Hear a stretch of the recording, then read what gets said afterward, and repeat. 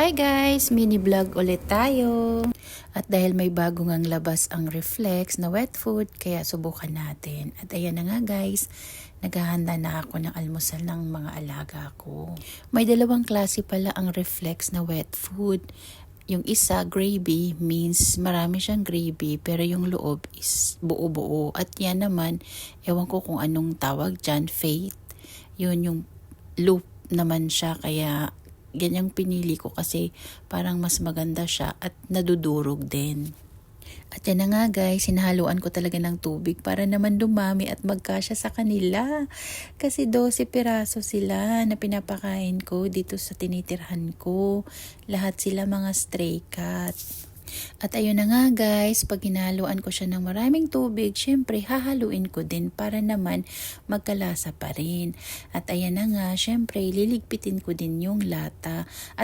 At ganyan ko pala nililigpit ang lata guys, kahit anong lata, mapasardinas, kahit ano. Simula nung nakita ko sa TikTok na ginaganyan nila, napapaisip ako na tama talaga kasi para naman maging safe din yung mga pusa natin. Kahit anong lata guys, subukan yung ganyan sa pagligpit. Mas maganda. At ayun na nga, so bumaba na ako kasi super late na ako niyan. Ayan pala si Frenny at si Buntis. Ayan. Siguro nagustuhan naman yata ni Frenny. Pero si Buntis, parang naninibago yata siya. Sana magustuhan din niya. Actually, sobrang kawawa yan si Frenny kasi sobrang payat. Kaya pag pinapakain ko yan, dinadamihan ko yung party niya. At yan naman sila guys, yung mga nasa kabilang side naman na basement. Yung si Tara, si Felix, at yung tatlong magkapatid na orange. Simula bata pa yan sila, nandyan na talaga yan sila. Simula pa ng nanay nila. Kaya yan talaga sila yung una kong pinapakain.